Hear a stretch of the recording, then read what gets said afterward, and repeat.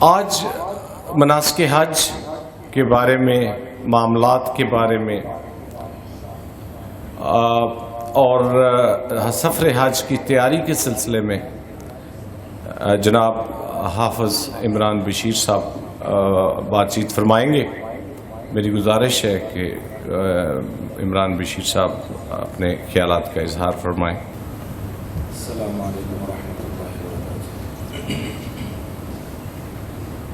الحمد للہ وکفی وسلام علی عبادہ الذین اصطفی، اما بعد فاعوذ باللہ من الشیطان الرجیم، بسم اللہ الرحمن الرحیم۔ الحج اشہر معلومات، فمن فرض فیہن الحج فلا رفث ولا فسوق ولا جدال في الحج، وما تفعلوا من خير يعلمه الله، وتزودوا فإن خير الزاد التقوى، واتقون يا أولي الألباب۔ وقال النبي صلى الله تبارك وتعالى عليه وآله وسلم: الحج المبرور ليس له الجزاء إلا الجنة۔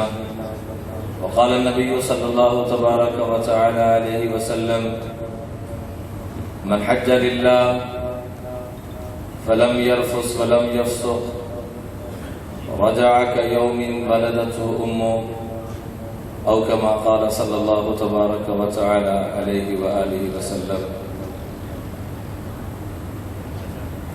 میرے انتہائی قابل احترام حجاج کرام، آپ تمام احباب بہت ہی مبارکباد کے مستحق ہیں۔ اللہ تعالیٰ ہمارے سفر مبارک کو اپنی بارگاہ میں قبول فرما کے ہم سب کی بخشش کا سامان بنائے۔ نبی کریم صلی اللہ علیہ وسلم نے 3 مرتبہ دعا دی: اے اللہ، جو تیرے گھر میں حج کے لیے آئے تو اس کی بخشش فرما دے، اور جس کے لیے وہ دعا کرے اے اللہ تو اس کی بھی بخشش فرما دے۔ اے اللہ، تیرے گھر میں جو اس مبارک فریضے کی ادائیگی کے لیے آئے تو اس کی بخشش فرما دے، اور جس کے لیے وہ دعا مانگے اس کی بھی بخشش فرما دے۔ اس لیے حدیث پاک میں آتا ہے: الحجاج والعمار وفد اللہ، ان دعوه اجابهم وان استغفروه غفر لهم۔ حج عمرے پہ آنے والے میرا خاص وفد ہیں، یہ ہاتھ بعد میں اٹھاتے ہیں، دعائیں ان کی میں پہلے قبول کر دیتا ہوں۔ وَإِنِ اسْتَغْفَرُوا غَفَرَ لَهُمْ، یہ معافی بعد میں مانگتے ہیں، معاف پہلے کر دیتا ہوں۔ سارے در کھل چکے ہوتے ہیں ان کے لیے۔ اللہ تعالیٰ نے مسلمان پہ مختلف اعمال فرض کیے، لیکن جو انداز، جو محبت اور جو اپنائیت اور جو اسلوب حج کی فریضے کے لیے اللہ نے استعمال کیا وہ کسی اور عمل کے لیے نہیں کیا۔ نماز اللہ کی اتنا اہم رکن ہے، فَمَا أَقِيمُوا الصَّلَاةَ، نماز ادا کرو۔ إِنَّ الصَّلَاةَ كَانَتْ عَلَى الْمُؤْمِنِينَ كِتَابًا مَوْقُوتًا، تمہارے اوپر نماز فرض ہے، نماز ادا کرو۔ وَارْكَعُوا وَاسْجُدُوا، رکوع کرو، سجدہ کرو۔ مال خرچ کرنے کی باری، فرمایا آتوا الزکاۃ، زکات دیا کرو، میں نے تمہیں دیا، زکات دو۔ روزے کی باری، فرمایا کتب علیکم الصیام، روزہ تمہارے پر فرض ہے، رکھنے ہیں تم نے اس کو۔ لیکن جب حج کی باری ہے تو بالکل انداز بدل دیا۔ ان سارے فرائض میں کہیں پر بھی اللہ کا لفظ نہیں ہے، حالانکہ اللہ ہی نے فرض کیا ہے، لیکن جب حج کی باری ہے تو کیا فرمایا؟ وَلِلَّهِ عَلَى النَّاسِ حج البیت من استطاع الیہ سبیلا. کیا خوبصورت انداز اپنایا اللہ نے کہ اللہ کے لیے، اللہ کی محبت کی خاطر، اللہ کے شوق میں لوگوں پر فرض ہے کہ جن کے پاس گنجائش ہو وہ ضرور ہمارے در پہ آئیں. ساتھ ہی اگلی وضاحت بھی فرما دی ومن کفر، اور کوئی اگر نہیں آتا، کفرہ سے مراد یہاں کافر نہیں ہے بلکہ کوئی انکار کر دے. ومن کفر، اگر کوئی نہیں آتا فإن اللہ غنی عن العالمین، اللہ کو تمہاری کوئی پرواہ نہیں ہے، تم نہیں آتے تو نہ آؤ، لیکن میں تمہیں اپنی محبت کے واسطے بلا رہا ہوں. وَلِلَّهِ عَلَى النَّاسِ، اور میزبان کس کو بنایا؟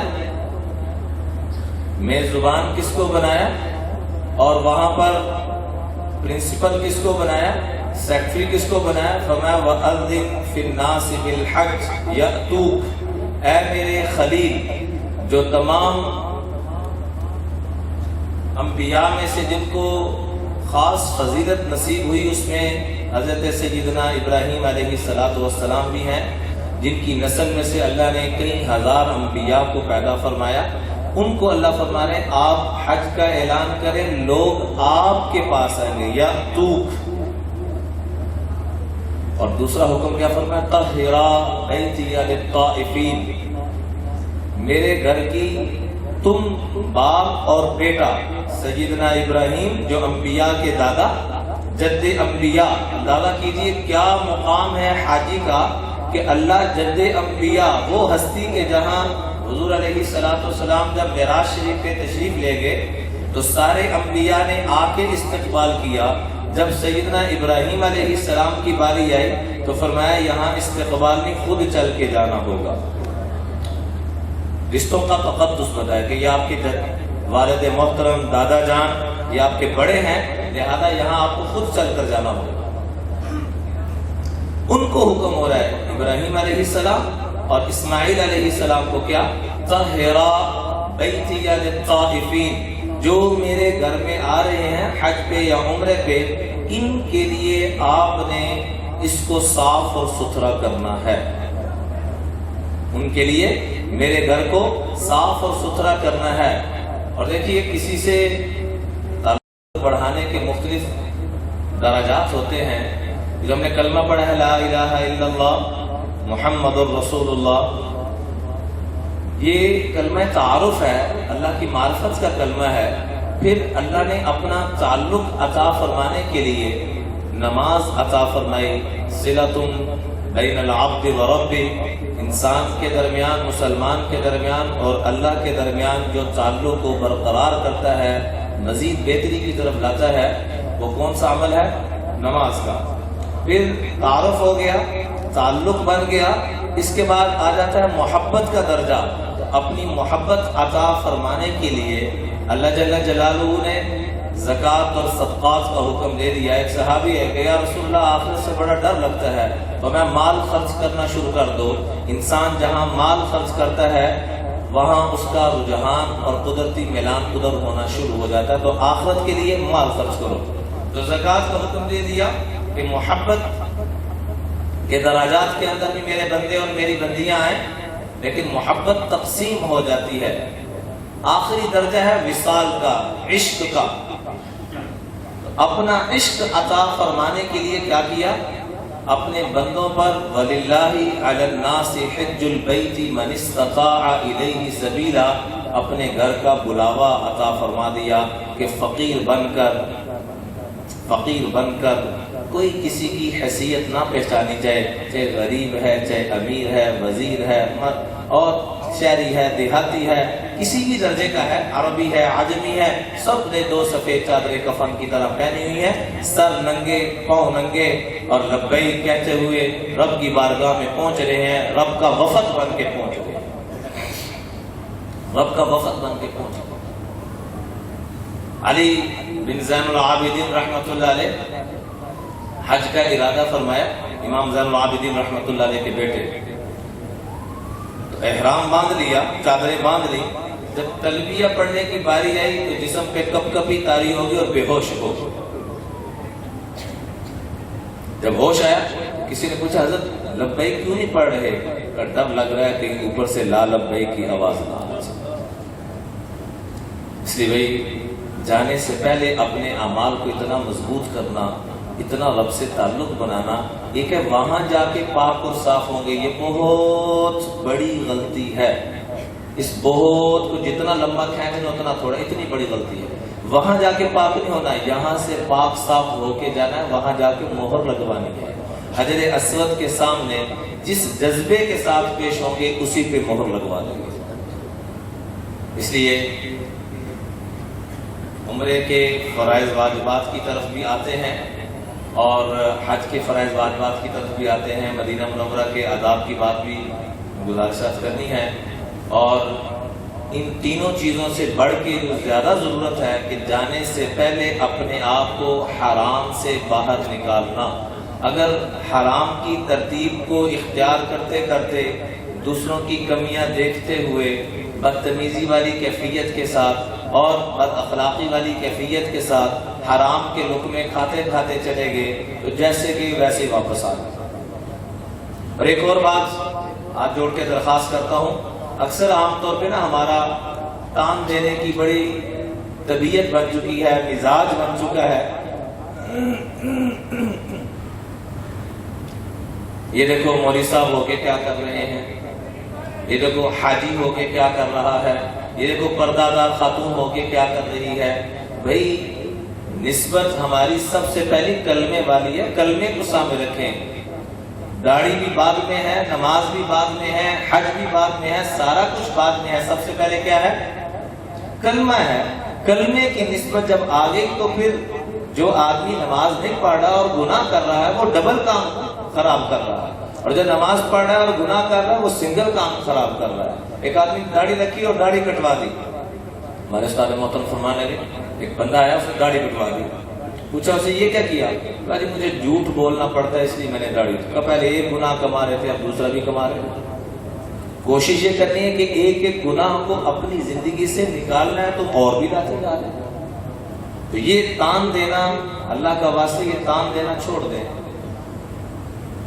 یہ فلاں ٹھیک ہو گیا، یہ مولوی ٹھیک ہو گئے تو ہم بھی ٹھیک ہو جائیں گے، یہ بخشیں گے تو ہم بخشے جائیں گے۔ نہ تو ہم نے کسی مولوی صاحب کا کلمہ پڑھا ہے، ہم نے تو حضور اکرم صلی اللہ علیہ وسلم کا کلمہ پڑھا ہے۔ ایسی بات ہرگز مت کریں جس سے اگلے کئی لوگوں کا ایسا بھی معاملہ ہوا، ایک آدمی ساری زندگی نماز نہیں پڑھی، وہ نماز پڑھنے کے لیے مسجد میں گیا، اس کو کسی نے تان دیا کہ یہ دیکھو ساری زندگی گناہوں کی دلدل میں پڑا رہا اور آج مسجد میں آ گیا۔ وہ وضو کرتا ہوا چھوڑ کے مسجد سے واپس چلا گیا۔ تو میں جو دوسروں کو تان دیتا ہے، لان تان کرتا ہے اور ایسے الفاظ استعمال کرتا ہے جس سے دوسرا متنفر ہو کے دین سے دور ہوتا ہے، تو یہ اپنی نسبت، یہ لان تان کرنے والا اور دوسروں کو متنفر کرنے والا اپنی نسبت ابو جہل کی طرف کروانا۔ اس لیے ہرگز ایسے الفاظ مت بولیں۔ کہیں کہتے ہیں کہ یہ بار بار حج عمرے پہ کیوں جاتے ہیں؟ حضور صلی اللہ علیہ وسلم نے ایک ہی حج کیا۔ حضور صلی اللہ علیہ وسلم کو میرے پیاروں موقع ہی ایک حج کا ملا، ورنہ امام الانبیاء اور حج چھوڑتے یہ کیسے ہو سکتا؟ نبوت سے پہلے جتنے سال رہے اس میں سارے حج کیے، پھر نبوت ملنے کے بعد جو 13 سال مکہ مکرمہ میں گزارے ہر سال حج کیا، پھر تشریف لے گئے 8 سال تک تو آنا ہی ممکن نہیں تھا۔ 8 سال میں جب فتح مکہ ہوا تو حج کا ارادہ فرمایا، تو مشرکین مکہ نے کافی سارے کام خراب کیے ہوتے، ایک اس میں سے کام یہ بھی خراب تھا کہ تاریخوں کو بدل دیتے تھے۔ 9 ذی الحجہ کو حج ہوتا ہے نا، عرفہ کا دن کس تاریخ کو آتا ہے؟ 9 کو، تو اس سال 8 ہجری میں وہ 29 ذی الحجہ کو حج تھا، آپ نے حج نہیں فرمایا۔ اگلے سال 19 کو آیا، کیونکہ 10 دن پیچھے آ رہے تھے، حج نہیں فرمایا۔ سیدنا صدیق اکبر کو اپنا خلیفہ بنا کر 300 بندوں کا قافلہ بھیجا اور انہوں نے حج کر دیا، اور آخری سال میں جب حج اپنی جگہ پر آ گیا تو اس سال حج فرمایا۔ اس میں ایک بہت بڑا نقطہ ہے، اللہ کی قسم اگر آج ہم وہ لے کے چلے جائیں تو یہاں آنے کے نہیں زندگی کے پیسے پورے ہو گئے، کہ حج جیسی عبادت میں بھی جلد بازی میں نہیں پڑے، انتظار کیا کہ کہیں عرب بکھر نہ جائیں، کہیں عرب متنفر نہ ہو جائیں. پھر حج کے موقع پہ اعلان فرمایا انما النسیء زیادۃ فی الکفر، کہ حج کے دنوں میں کمی بیشی کرنا اس کی گنجائش نہیں. آج کے بعد ہر سال اب جو حج ہوگا وہ 9 ذی الحجہ کو ہوگا. آج کے بعد جو حج ہوگا وہ کب ہوگا جی؟ 9 ذی الحجہ کو ہوگا. ہماری خوش قسمتی کہ ہمارے حج ڈاکٹر صاحب جن کے ہاتھوں ماشاءاللہ 40 سے 50 ہزار حجاج ہر سال جاتے ہیں، تشریف لا چکے ہیں. اللہ پاک ان کا آنا بھی قبول فرمائے. سارا سال ہی حجاج کی خدمت میں لگے رہتے ہیں. ہم نے ان کو 20 مرتبہ دیکھا. اللہ پاک ان کی زندگیوں میں برکت دے اور اللہ تعالیٰ ہمیں توفیق دے کہ ہم کمیاں نہ دیکھیں، ہم خوبیاں دیکھیں. قرآن پاک کے شروع میں نا ایک لفظ بولا گیا ہے الف لام میم ذالک الکتاب لا ریب فیہ ھدی لل. اس عظیم الشان کتاب سے جو رہنمائی ملے گی وہ کس کو ملے گی؟ متقی لوگوں کو.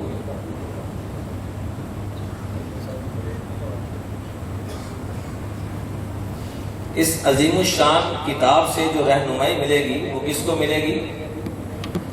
متقی لوگوں کو ملے گی. تقویٰ کہتے کسے ہیں؟ فرمایا اللہ تری نفسک خیرا، جس بندے کو اپنی کوئی خوبی نظر نہ آئے، جس بندے کو اپنی کوئی خوبی نظر نہ آئے یہ متقی ہے. ہمیں اپنی خوبی کوئی نظر نہ آئے یہ کیسے ہو سکتا ہے؟ ہمیں اپنی ہی خوبیاں نظر آتی ہیں، دوسروں کی خامیاں نظر آتی ہیں. اللہ کا واسطہ اگر حج کو اور زندگی کو قیمتی بنانا ہے تو آئیے. یہاں تک فرمایا کہ حجر اسود کے اندر انسان منہ دے کے سارا وقت گزار لے، ملتزم پہ چمٹ کے وقت گزار دے، اور جو ہی فارغ ہو دوسروں کی کمیاں دیکھے اللہ اس کی عبادت کو بھی مردود فرما دے. اس لیے بڑے ادب سے درخواست ہے کہ آج ہم نے کچھ باتیں اپنے پلے باندھ کے جانی ہیں. یہ سب سے مشکل چیز ہے جو میں عرض کر رہا ہوں کہ اپنی کوئی خوبی نظر نہ آئے اور دوسروں کی خوبیاں نظر آئیں. اس کی ہم نے مشق کرنی ہے، اس کی برکت سے ہمیں تقویٰ نصیب ہو. حدیث بات میں آتا ہے کہ حاجی یا عمرے پہ جانے والا جو بھی احرام کی حالت میں ہو، ایک دن تلبیہ پڑھنے میں جب یہ گزار دیتا ہے تو سورج جب غروب ہوتا ہے تو اللہ کی قسم اکیلا غروب نہیں ہوتا، اس کے سارے گناہوں کو اپنے ساتھ لے کے غروب ہوتا ہے. اس لیے حدیث پاک میں آتا ہے ما من مسلم یلبی الا من لبى عن یمینہ وشمالہ من شجر او حجر او مدر حتی تنقطع الارض من ها هنا وها هنا. آقا کریم علیہ الصلوۃ والسلام نے فرمایا کہ جب حاجی تلبیہ پڑھتا ہے تو اس کے پڑھتے ساتھ ہی دائیں طرف اللہ کی جتنی مخلوقات ہیں، جتنے درخت ہیں، جتنے پتھر ہیں، ذرات ہیں، بائیں طرف جتنے مخلوقات ہیں، سب اس کے ساتھ مل کے تلبیہ پڑھنا شروع کر دیتے ہیں. اور فرمایا حاجی کا یہ ترانہ ہے. مرد حضرات سے درخواست کروں گا کہ خوب اونچی آواز سے نبی کریم صلی اللہ علیہ وسلم سے پوچھا گیا کہ حج کی نیکی کیا ہے، تو 2 موقعوں پہ الگ الگ ارشاد فرمایا. ویسے دعا کا حکم ہے ادعوا ربکم تضرعا وخفیا، آہستہ دھیمی آواز میں دعا مانگو. لیکن فرمایا جب میرے بارگاہ میں آ رہے ہو، حج بیت اللہ کی سعادت لینے کے لیے جب آ رہے ہو، تو 2 چیزیں بہت زیادہ میرے تمہیں قریب کر دے گی. الحج والثج، ایک شور مچا کے اونچی آواز سے تلبیہ پڑھنا، اور دوسرے نمبر پہ زیادہ سے زیادہ جانور ذبح کرنا. دوسرے موقع پہ فرمایا سب سے نیکی والا حج وہ ہے جس میں لوگوں کو سلام کیا جائے اور لوگوں کو کھلایا پلایا جائے. کھانے کا جذبہ نہ ہو، کھلانے کا جذبہ ہو، لینے کا جذبہ نہ ہو، دینے کا جذبہ ہو. ابراہیم کو خلیل اللہ کا جو لقب ملا، تفسیر میں لکھا تھا اس کی بنیادی وجہ یہ بھی تھی کہ ان کو دینے کا جذبہ تھا، لینے کا جذبہ نہیں تھا. تو حاجی کا ترانہ کیا ہے؟ تلبیہ. حاجی کا ترانہ کیا ہے؟ تو میں بھی پڑھتا ہوں، ذرا یہ مار کی گونج اٹھے اور کل قیامت میں یہ جگہ بھی میرے آپ کے حق میں گواہی دے. اسی انداز میں آپ نے جب ایئرپورٹ پہ آنا ہے، ایئرپورٹ پہ فون بند کر دیں، ایئرپورٹ پہ بیٹھ کے بھی تلبیہ، اور اللہ آپ کا بھلا کرے جہاز میں بیٹھ کے بھی تلبیہ، جدہ ایئرپورٹ پہ بھی تلبیہ، اپنے ہوٹل پہنچنے تک تلبیہ ہی تلبیہ. طواف شروع جب کرنا ہے تب جا کے تلبیہ بند کرنا ہے. یہ موقع پتہ نہیں دوبارہ ملیں گے کہ نہیں ملیں گے. ابھی سے اس کی ٹریننگ کی جائے اور اس انداز میں پڑھا جائے کہ ہر ایک دیکھ کے یہ کہنے پہ مجبور ہو جائے یہ اللہ کا دیوانہ جانا ہے، یہ اللہ کی محبت میں ڈوبا ہوا ہے، اس کو اور کوئی چیز نہیں سمجھ میں آ رہی. تو میں بھی پڑھتا ہوں، پیچھے آپ بھی پڑھیے گا. لبیک اللہم لبیک لبیک لا شریک لک لبیک ان الحمد والنعمت لک والملک لا شریک لک لبیک اللہم لبیک لبیک لا شریک لک لبیک ان الحمد والنعمت لک والملک لا شریک لک. اب آپ خود ایک دفعہ خود پڑھیے ذرا.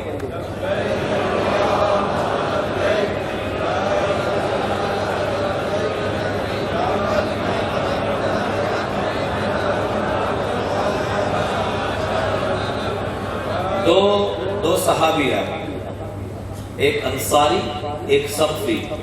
قربان جائیں آقا کریم صلی اللہ علیہ وسلم پہ جن کو اللہ نے رحمت للعالمین بنا کر بھیجا. دو صحابی ہیں، آ کے کہا یا رسول اللہ ہم کچھ پوچھنا چاہتے ہیں. آپ نے فرمایا تم پوچھنا پسند کرو گے یا میں تمہیں بتاؤں کہ تم کیا پوچھنے آئے ہو؟ تم پوچھنا پسند کرو گے یا میں تمہیں بتاؤں کیا پوچھنے آئے ہو؟ یا رسول اللہ آپ بھی فرما دیجئے، رہنمائی فرما دیجئے. آپ نے فرمایا تم 8 سوال کرنے آئے ہو. سبحان اللہ. تو کیا ہے یہ میرے آقا کا معجزہ تھا. ہمارے آقا کا کیا تھا کہ آپ لوگ 8 سوال کرنے آئے. آتے بیٹھتے آپ نے فرمایا ہاں بھائی پوچھنے آئے ہو، تم پوچھو گے کہ میں بتاؤں کیا پوچھنے آئے ہو؟ کیا رسول اللہ سوال بھی آپ فرما دیں، جواب بھی آپ دے دیں، آپ کی زبان اقدس سے سننا چاہتے ہیں. آپ نے فرمایا تم پوچھنے آئے ہو کہ حاجی جب نکلتا ہے اس کو اللہ کیا دیتا ہے؟ تو فرمایا سنو، حاجی جب نکلتا ہے تو ہر قدم پہ ایک نیکی ملتی ہے اور ایک گناہ معاف ہوتا ہے. دوسرا سوال تمہارا یہ ہے کہ طواف کے بعد جو 2 نفل پڑھتے ہیں اس پہ کیا ملتا ہے؟ فرمایا ایک غلام آزاد کرنے کا ثواب ہوتا ہے. پھر کہا تمہارا تیسرا سوال یہ ہے کہ صفا مروہ کی سعی کے اوپر اللہ کیا دیتے ہیں؟ کہ سنو 70 غلام آزاد کرنے کا ثواب ملتا ہے. کہ چوتھا سوال تمہارا یہ ہے کہ عرفات جائیں گے تو وہاں کیا ملے گا؟ کہ سن لو اللہ تعالیٰ فرماتے ہیں کہ جو میرے بندے عرفات کے میدان میں پہنچ جاتے ہیں، میری عزت کی قسم، میری بزرگی کی قسم، تمہارے گناہ ریت کی ذروں سے زیادہ ہوں، سمندر کی جاگوں سے زیادہ ہوں، بارش کے قطروں سے زیادہ ہوں. تم اس میدان میں پہنچ جاؤ، آ کے دعا مانگو، میری عزت کی قسم سارے گناہوں کو معاف کر دو اور تمہاری ایسی بخشش کروں گا کہ تم جس کی بخشش چاہو گے اس کی بھی کروں گا. خالی تمہاری نہیں کروں گا بلکہ جس کی سفارش کرو گے اس کو بھی معاف کر دوں گا. کیا تمہارا 5واں سوال یہ ہے کہ عرفات کے میدان سے آ کے جب کنکریاں شیطان کو مارتے ہیں اس پہ کیا ملتا ہے؟ تو آپ نے فرمایا ہر کنکری پہ وہ گناہ اللہ معاف کر دیتا ہے جو گناہ انسان کو ایمان سے محروم کرنے کا ذریعہ بن سکتا تھا، ہر کنکری پہ. اس کے بعد فرمایا تمہارا 6واں سوال یہ ہے کہ قربانی کرنے میں کیا ملتا ہے؟ فرمایا اللہ تمہارے لیے آخرت میں اس کو بڑا بڑھا چڑھا کے ذخیرہ بنا دیتا ہے. اور 7واں سوال تمہارا یہ تھا کہ یا رسول اللہ جب کنکریاں مارنے کے بعد سر کے بال منڈواتے ہیں اس پہ کیا ملے گا؟ تو آپ نے فرمایا ہر بال کے بدلے میں ایک نیکی اور ایک گناہ معاف. اور آخری تمہارا 8واں سوال یہ تھا کہ طواف زیارت پہ کیا ملے گا؟ ہمیں فرشتہ آ کے کندھے پہ ہاتھ مار کے کہتا ہے مبارک ہو، پچھلا سارے کلیئر ہو گیا، نئے سرے سے کام شروع. تو میرے انتہائی قابل احترام بھائیو دوستوں اور قابل احترام خواتین، عمرے کے اندر 2 فرض ہیں 2 واجب ہیں. آپ نے میرے ساتھ تھوڑا چلنا ہوگا تاکہ ہم سب کا سبق یہ پکا ہو جائے. عمرے کے اندر کتنے فرض ہیں؟ عمرے کے اندر کتنے فرض ہیں اور واجب کتنے ہیں؟ 2. پہلا فرض احرام باندھنا، دوسرا فرض طواف کرنا. آپ بھی دوہرا لیجیے. پہلا فرض، دوسرا فرض طواف کرنا. احرام باندھنا کسے کہتے ہیں جی؟ 2 چادروں پہ. ہاں یہ بہت بڑی غلطی ہے. یہ کیا ہے؟ دوہرا دیں سارے. بہت بڑی جو نسی چادر کہتے ہیں اسی طرح ان کہنا جو غلطی ہے. تو بھائی کہہ دو یہ غلطی ہے، یہ غلط ہے. احرام چادریں باندھنے کا نام نہیں ہے، اور جو لوگ اس کو احرام سمجھتے ہیں وہ بہت بڑی غلطیاں کرتے ہیں کہ ناپاک ہو جاتا ہے تو کہا جاتا ہے اس کو کھول لو، تو کہتے ہیں یہ کھولا تو احرام کھل جائے گا. خواتین سر کے اوپر دوپٹہ یا کوئی چیز رومال وغیرہ باندھ لیتی ہیں، کہا جائے اس کو کھول کے مسح کر لو کہ نہ ہمارا احرام کھل جائے گا. احرام نہ دوپٹے کا نام ہے اور نہ ہی 2 سفید چادروں کا نام ہے. احرام ہے کیا؟ نیت کر کے تلبیہ پڑھنے کا نام احرام ہے. فرمائیے. اگر کوئی پینٹ کوٹ کے اندر بھی نیت کر لے اور تلبیہ پڑھ لے اس کا پہلا فرض ادا ہو گیا. اور اگر 2 چادریں باندھ لی، نیت بھی نہیں کی اور تلبیہ بھی نہیں پڑھا تو اس کا احرام نہیں بنا. اس لیے 1000 دفعہ بھی آپ کو احرام کھولنا پڑتا ہے تو کھول سکتے ہیں چادروں کو، جس کو ہم احرام کہتے ہیں. تو احرام کس چیز کا نام ہے جی؟ نیت اور تلبیہ. نیت کرنا اللہ میں عمرے. اچھا آپ سب حضرات نے یہاں سے جاتے ہوئے حج کی نیت نہیں کرنی، عمرے کی نیت کرنی ہے. وہ ایک سیدھا سادہ آدمی تھا، وہ جب ایئرپورٹ پہ آپ کہیں گے عمرے کا 60-70 ہزار کام ہو جاتا ہے، اسی 3 لاکھ دے کے جا رہے ہیں، پھر عمرے کی نیت کروا دے. سوال ہے نا. وہ سیدھا سادہ ایک آدمی تھا تو جہاز میں بیٹھنے سے پہلے بعض دفعہ بسوں میں بٹھا لیتے ہیں، جہاز بعض دفعہ دور ہوتے ہیں، کہنے لگا پیسے جہاز رہنے پہنچو پھر بس سے بٹھا دیں. تو آپ بھی کہیں یہ نہ سمجھ لیں کہ آپ لوگوں نے حج نہیں کرنا، یہاں سے جاتے ہوئے آپ حضرات نے عمرہ کرنا. اصل میں حج کی 3 قسمیں ہیں. آپ لوگوں کو جس میں سہولت ہے فی الحال اس قسم کو لے کے چلیں گے. بقیہ تفصیلات کے لیے ہم نے علیحدہ نشست رکھی ہے. جولائی، عید جولائی میں آ رہی ہے نا، جولائی کی 30 اور 31 کو رنگ پورہ چوک میں دارالعلوم شہابیہ ہے. رنگ پورہ چوک جہاں اسٹیڈیم ہے اس کے پاس دارالعلوم شہابیہ ہے. وہاں پر خواتین کا بھی بندوبست کیا ہے تفصیلی نشست کے لیے، کیونکہ یہ وقت بہت تھوڑا ہے اور بیچ میں سے آدھے سے زیادہ تو ملک صحیح صاحب نے لے لیا، میں اور باقی کی کماتا ہوں. تو بہرحال 29-31 جولائی، جس یعنی رمضان جب ختم ہوگا، عید بھی جولائی میں آ رہی ہے، تو اس مہینے کے جیسے آج 31 ہے، یہ مئی کی ہے، جون کو چھوڑ کے جولائی کے آخر میں 30-31 جولائی کو صبح 10 سے لے کر عصر تک انشاءاللہ اہتمام ہوگا. کھانے کا بھی بندوبست ہوگا. سارے حضرات تشریف لانا چاہیں سارے تشریف لائیں. تو وہاں الحمدللہ وہاں پر ہم نے انتظام کیا ہے صبح 10 سے لے کر عصر تک کا. اس میں آپ سے عملاً بھی سارا کچھ کروائیں گے. آج بھی کوشش کرتے ہیں کہ جو میکسیمم ہو سکتا ہے اس کو کیا جائے. تو عمرے کے اندر 2 فرض ہیں. پہلا فرض کیا ہے جی؟ احرام باندھنا اس کو کہتے ہیں. اس کے اندر پھر کہیں گے کہ احرام کسے کہتے ہیں؟ نیت کر کے تلبیہ پڑھنا. فرما دیجئے احرام کسے کہتے ہیں؟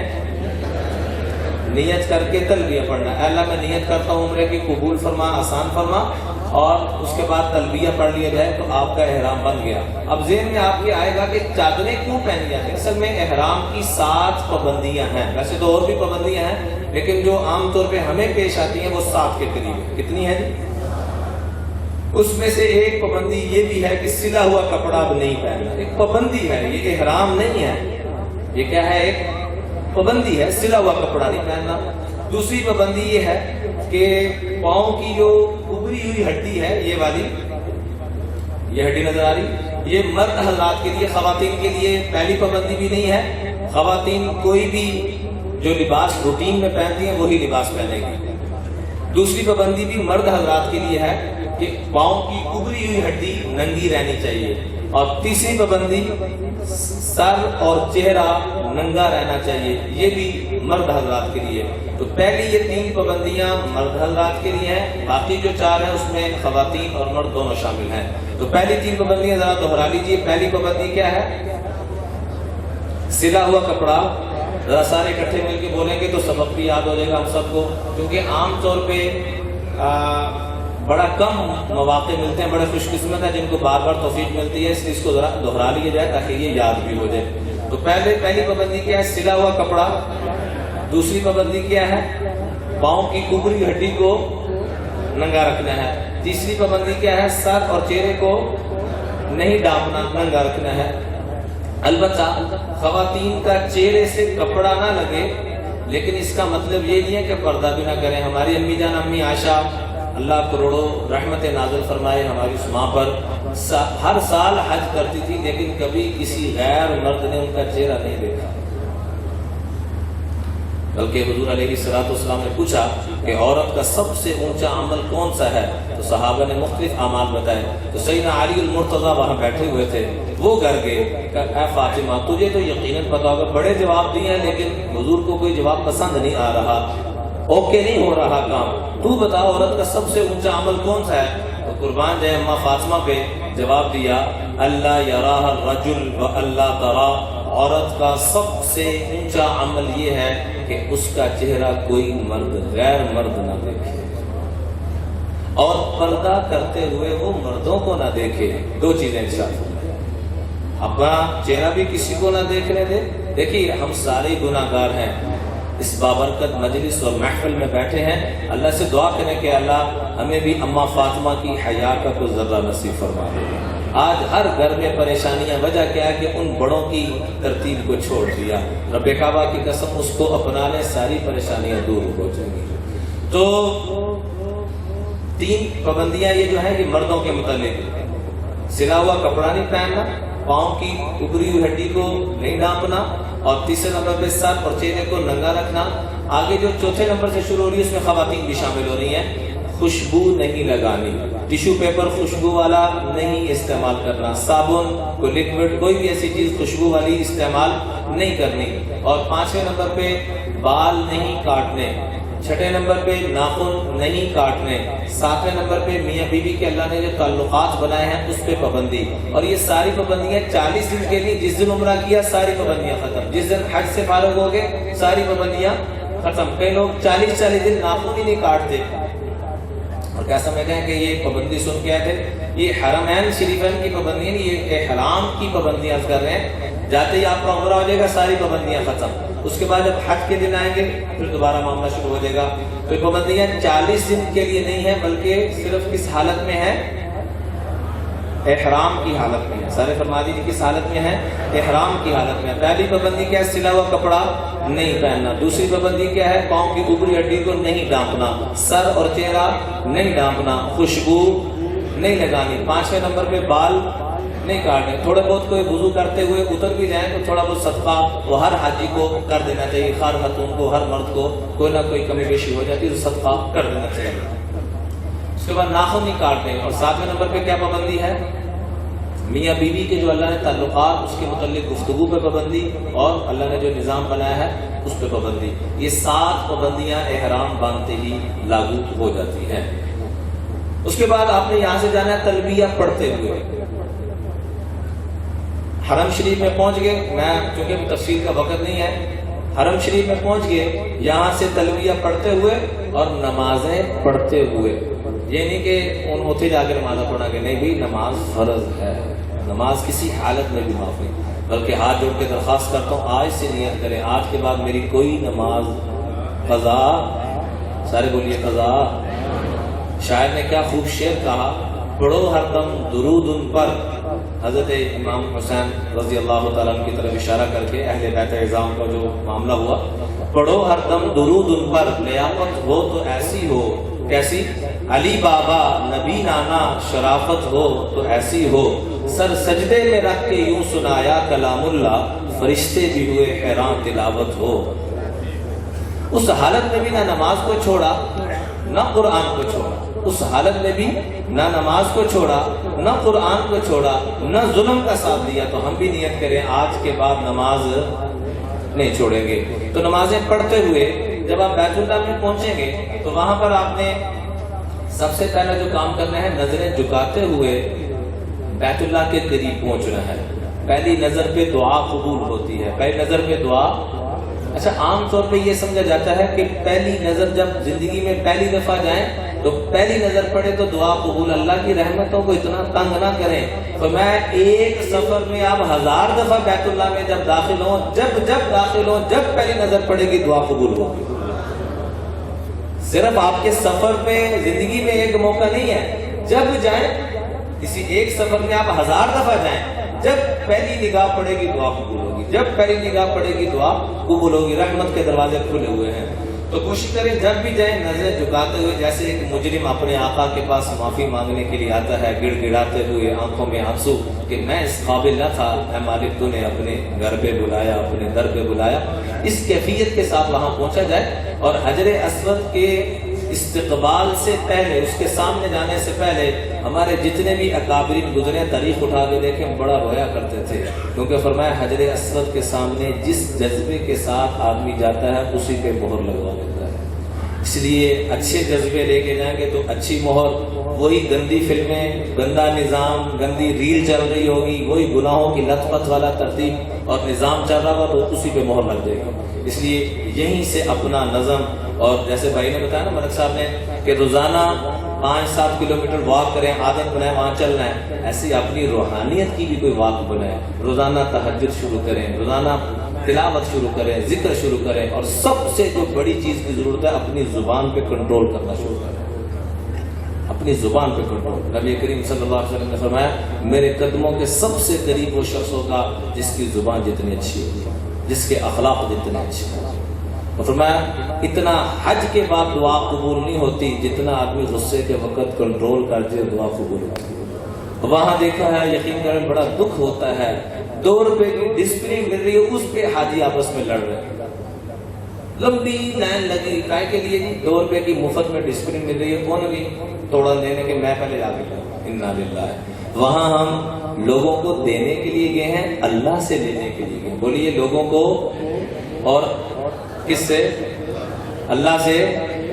کہیں پر وہ چاول تقسیم ہو رہے ہیں، کہیں پر کوئی چادر تقسیم ہو رہی ہے، کہیں پر کچھ، کہیں نہ لپکیں، یہ جبل ہونے کی علامت ہے۔ ہم وہاں رب سے لینے گئے ہیں، نہ عربوں سے لینے کے لیے جا رہے ہیں، نہ اجمیوں سے لینے جا رہے ہیں، مخلوق سے نہیں، خالق سے لینے جا رہے ہیں۔ کس سے لینے جا رہے ہیں؟ اپنا کھانے پینے کا بندوبست کریں، نہیں ہے پانی پی کے گزارا کر لیں، کھجور کھا کے گزارا کر لیں۔ جو در در پہ مانگتا رہتا ہے وہ مانگتا ہی رہتا ہے، جو رب کے در پہ مانگتا ہے اس کو کسی در پہ نہیں مانگنا پڑتا۔ تو وہاں پر پہنچ کر ایک تو دعاؤں میں مشغول ہو جائیں، دوسرے نمبر پہ کیا کریں؟ طواف شروع کرنے سے پہلے 3 کام کرنے ہیں۔ بولیے طواف شروع کرنے سے پہلے کتنے کام کرنے ہیں؟ 3 کام کرنے ہیں۔ نمبر 1 تلبیہ پڑھنا بند کر دیں۔ نمبر 2 دایاں کندھا اب ننگا کرنا، کئی لوگ حاجی یہیں سے دایاں کندھا ننگا کر لیتے ہیں، دایاں کندھا ننگا کر لیں۔ اور تیسرے نمبر پہ طواف کی نیت کر لیں۔ اور جب حجر اسود کے سامنے آنا ہے تو یہاں پر بھی 3 کام کرنے ہیں، یہاں پر بھی 3 کام کرنے ہیں۔ کتنے کام کرنے ہیں؟ کتنے کام کرنے ہیں؟ 3 کام کرنے ہیں۔ نمبر 1 استقبال کرنا ہے، بولیے نمبر 1۔ نمبر 2 استلام کرنا ہے، نمبر 2۔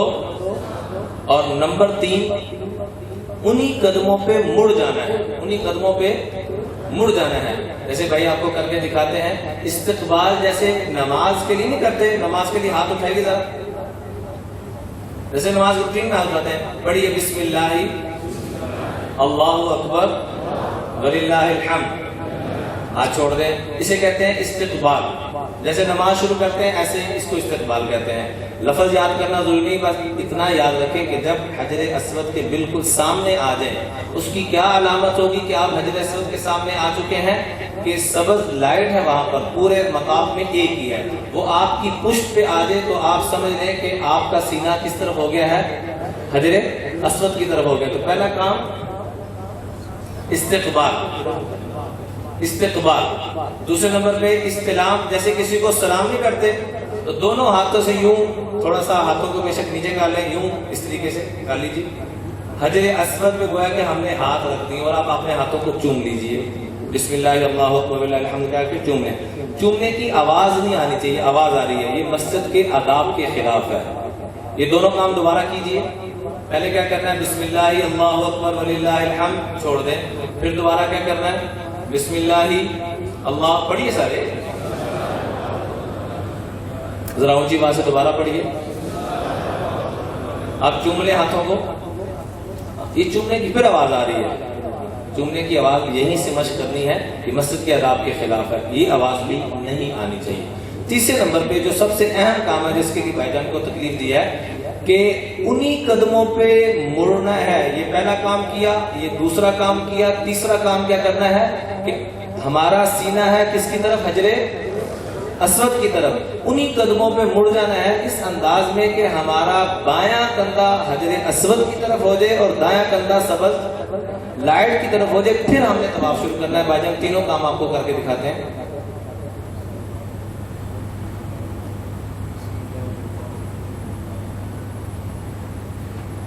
یہ دیکھیں نا جیسے فوجی کٹ میں انہی قدموں پہ کوشش کریں کہ مڑ جائیں. طواف کہتے ہیں کسی چیز کے گرد گھومنے کو. اچھا جی آپ ذرا خود کریں. پہلا کام کیا کرنا ہے؟ نماز کی طرح ہاتھ اٹھانے ہیں اور کیا پڑھنا ہے؟ چھوڑ دیں ہاتھوں کو. دوسرا کام کیا کرنا ہے؟